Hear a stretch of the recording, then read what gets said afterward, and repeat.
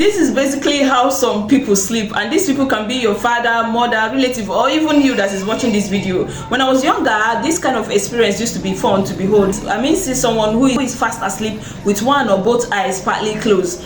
In my dialect, that's the Igbo language, this sleep pattern is fondly called sleeping moranya, which simply insinuates that a person is asleep with one or both eyes partly closed.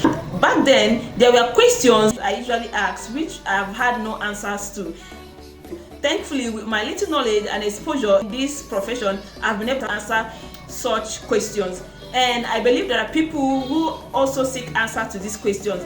Hence, the need for the health talk concerning this sleep pattern. Before I continue, if you have not subscribed to my YouTube channel, you are lagging behind. This is because I might not be able to upload videos on my TikTok and Instagram as much as I do on my YouTube channel. So subscribing to my YouTube channel gives you the leverage to know whenever I upload a video, so as to enjoy the knowledge that is in such video.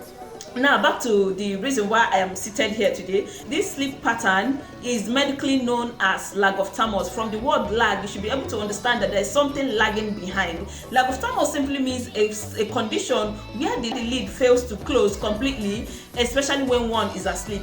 If this condition only occurs at night, that is when someone is trying to sleep at night, it is known as nocturnal lag of thymus. Now, what causes lag of thymus? Lag of thymus is caused by paralysis of the facial nerve. Now, at the back of your brain, there are about 12 pairs of cranial nerve, starting from the olfactory that is responsible for smell, the optic nerve, that's the second cranial nerve that is responsible for vision, down to 7th cranial nerve known as the facial nerve. This facial nerve innervates muscles of the face that helps you to express your feelings via your facial expression. Let's say someone sends you a huge amount of money unexpectedly this Christmas period, and you're like, oh my God, he sent me money, I am so happy.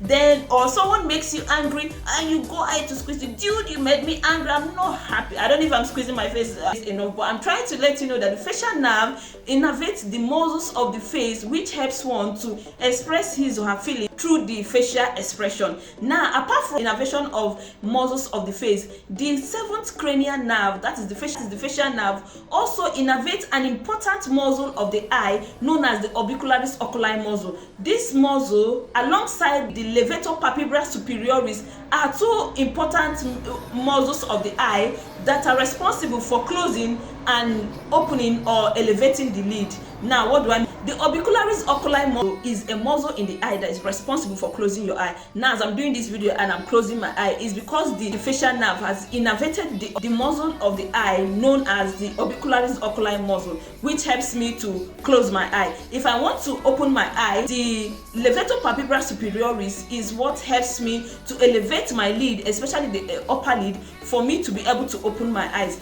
Though the levator palpebral superioris is being innervated by cranial nerve 3, that's the oculomotor, while the orbicularis oculi muscle is being innervated by the facial nerve. But in lag of thymus, the muscle that is affected is the levator palpebral superioris. That is the muscle that is responsible for elevating or lifting the lid, that's especially the superior lid. When there is a damage either on the nerve that supplies this muscle or the muscle itself, this can lead to weakness in the affected muscle, especially the levator palpebral superioris. And weakness in the muscle reduces the elasticity of this muscle, thereby reducing ability of the levator palpebral superioris to elevate the lid. This is what I mean. Like in lag of thymus, the levator palpebral superioris that is responsible for elevating the superior lid leave the superior lid halfway while trying to elevate it. What I'm calling the superior lid, is the upper lid. Leave the upper lid halfway while trying to elevate it because of damage to this muscle or the nerve that innervates it, which results to incomplete closure of the lid, especially while a person is asleep. This is what causes lag of thymus. Now, what are the things that causes damage to the nerve or to the muscle? The number one causes of damage to the nerve or muscle of this eye is trauma. For example, someone gives you a blow, or you are in a fight and someone gives you a blow on the face or directly on the eye, or a hot slap on the face which is deep enough to cause a damage to either the facial nerve or the muscles that are responsible for closing and opening the eyes.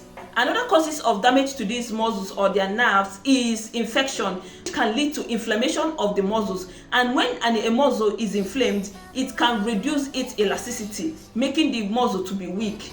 Another cause of damage to this muscle is tumor. If there is a tumor growing on the nerve that innervates them, or on the muscle itself, or close to the nerve or the muscle that is responsible for elevating the lid, this can lead to lagophthalmos. A damage to this facial nerve, that's the cranial nerve cell, can lead to a medical condition known as Bell's palsy, a condition where there is sudden weakness in one half of the face. It can be on the right hand side or the left hand side of the face. Now, who is likely to have lagophthalmos? If your father or your mother has lagophthalmos or sleeps with one or both eyes partly closed, you are likely to have lagophthalmos. Or if you have lagophthalmos, you are likely to give birth to 1 out of 4 that will have lagophthalmos. This simply means that lagophthalmos can be hereditary.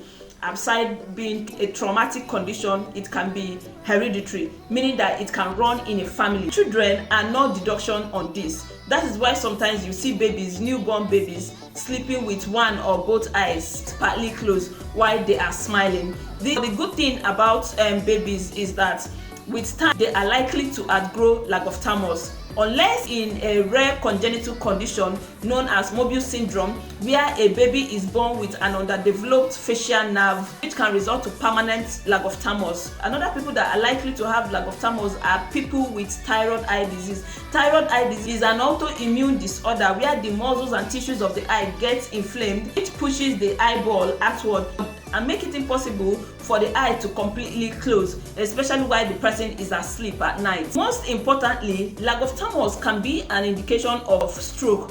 In fact, this is the major reason for doing this video. It is at this stage in my life or profession that I found out that this kind of sleep pattern is not something to laugh about. If you have lagophthalmos and have not seen a doctor, you are making mistakes. It's one of the common health conditions that people ignore. This is because it is paralysis of a nerve or muscle we are talking about here, and it can be an indication of an underlying medical emergency, which is paralysis of any other muscle of the body.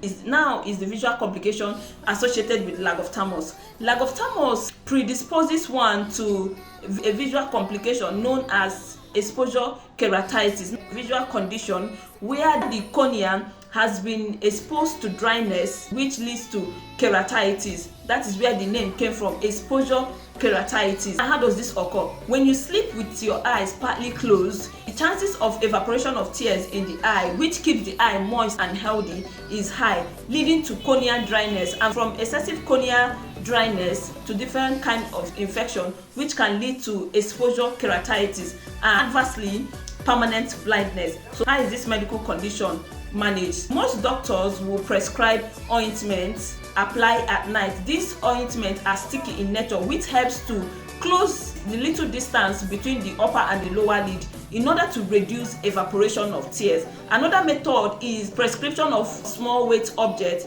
which a patient is advised to keep on top of the upper lid, which can put a pressure on the upper lid in order for the eye to close completely. Another method is prescription of plastic glasses.